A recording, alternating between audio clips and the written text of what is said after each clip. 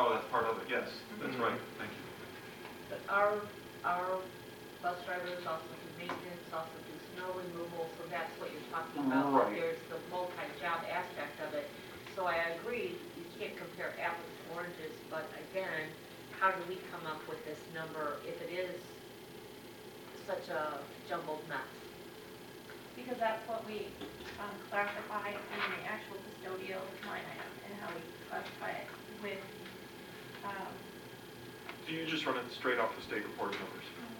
Okay, I see. So we have 31.03 custodial FTE and skilled trades maintenance 20. But again, then that doesn't include the FTEs for the day maintenance for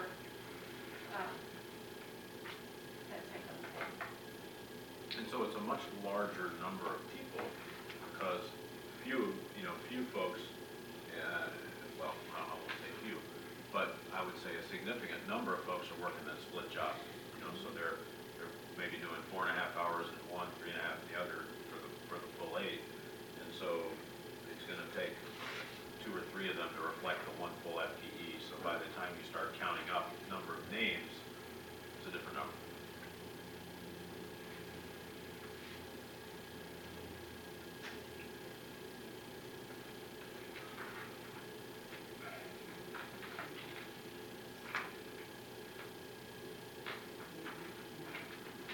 If we go to our next page with the benefit analysis.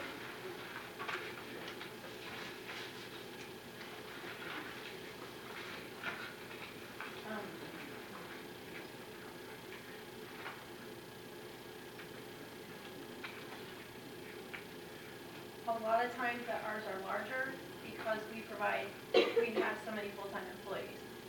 A lot of other districts have part-time employees that they don't have to provide benefits to, but because we typically do not have part-time employees, then our benefit costs are higher.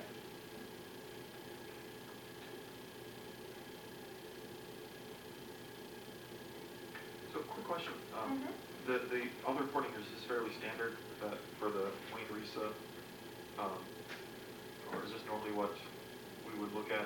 I mean, I think a lot of this, the genesis was the actual DEP moving into early warning, right? So the actual reporting structure, the ratios that are developed, is that fairly standard? Because when I looked at this, I kind of had some other ratios that I would personally think we'd want to look at, but I just didn't know what.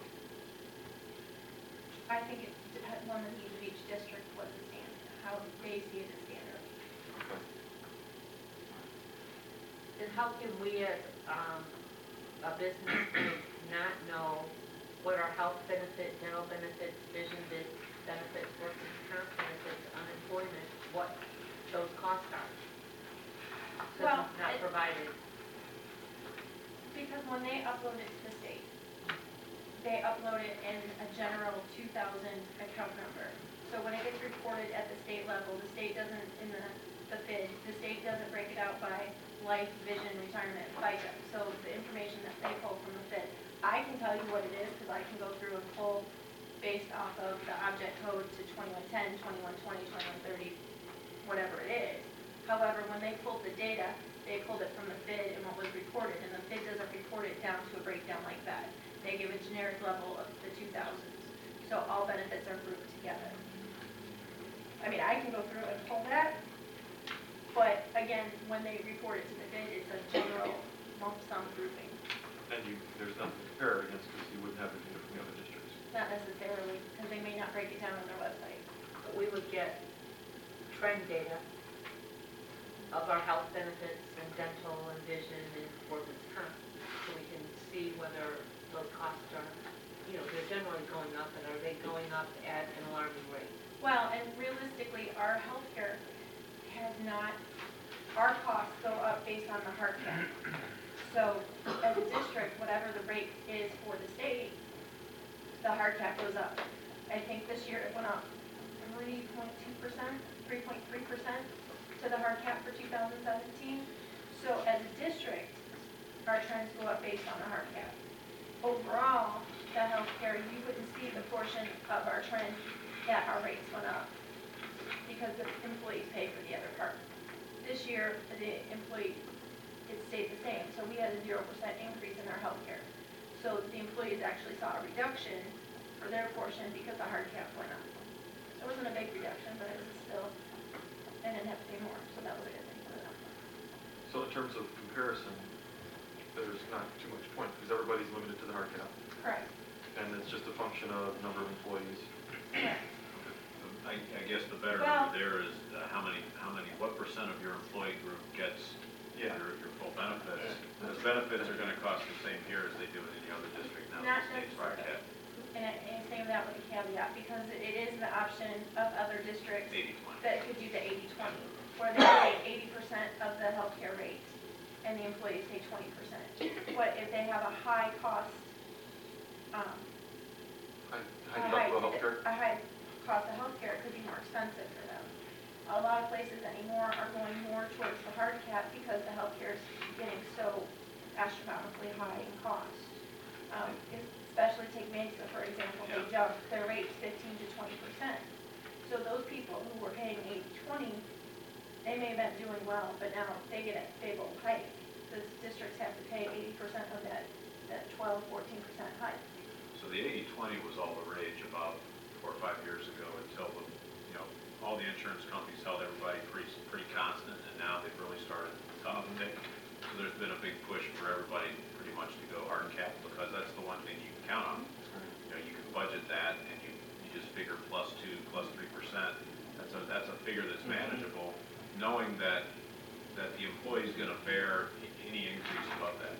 So, if the real increase is 8%, and we're up +3 in the hard cap, then they take the +5, so we can count on that. And I kind of cost out, for my purposes, to see if it was even worth going and looking at 80/20 for the district last year when we were kind of going towards negotiations and whatnot.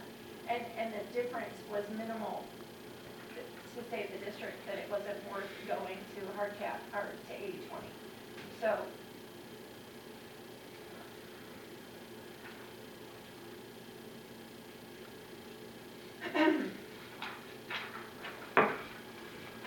the next page is then the different wage analysis of our hourly rates for our base rates. Again, these are 14, 15 salary schedules, so it doesn't include the collapse for the teacher schedule. So that would be a little bit higher, and I don't have that number right in front of me, so what the new base rate is. And the other thing to note is that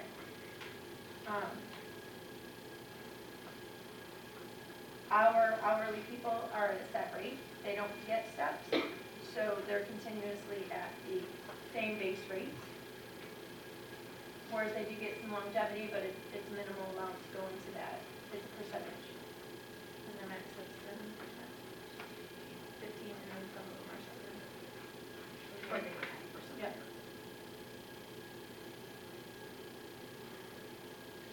Penny, about the first line item under minimum wage, that teacher BA1, I'm assuming is what that is, before collapse. If collapse was 10% plus steps? Well, if this is, I believe this is the 14, 15 data. Right. So then they would get the 10% back in 15, 16. Right. And then the collapse would, I don't remember if the collapse BA, I think it stayed the same, but it might be slightly different. But for a BA1, simple math would be put 10% on top of 35,000, so add 3,550-ish. No, the VA max, the VA base is 35,537. But not now. That's what it is now. Okay. 16, 17? I mean, you can double check it, but, So the collapse had no effect on the BA1? to the best of my knowledge, the collapse primarily affected the people that were on step 9 and higher. Okay. I mean, there was a little bit of, Sure. but right now when we do all the percentages or a stipend or anything, it's all based on the VA max, the VA base, which is the 35,537. So the 10% reduction was not reflected on right here? Because I'm making, I'm misinformed, I'm making an assumption that it would have risen by 10% since 1450. I would say your assumption would be wrong. The 35,537 should be 35,537 minus 3,553.7. which will bring you down to 31. Oh. So the 10% that was done across the board for 3 years was done off the books, off the scale, not, it wasn't reflected on a bid? No, it was, there was a scale. Maybe I'm not asking that right, sorry. Well, I'm right with you, quite honestly, so, we're both in the ditch. Because if you look at comparable rate, you know, we're a little lower than Allen Park, we're, well, a fair amount lower, we're just a hair lower than Lincoln Park, Oak Park, right there with Van Buren, ahead of Wayne Westland. But what I don't know is, did this number tick up by almost $4,000? No. The VA for 15-16 went to 537, and then for the collapse, it remained at 537. So the collapse really affected folks step 9 and higher. Pretty much so. There was a little bit of maybe a couple $100 here or there Okay. for some of the steps, but the first day stayed the same, and then the person who was on the 30th, the 27th to the 28th, they were collapsed. Anybody 15 and higher collapsed to the 30 I see. pay scale. Like step 5 went from 44,110, and it actually went to 43,710.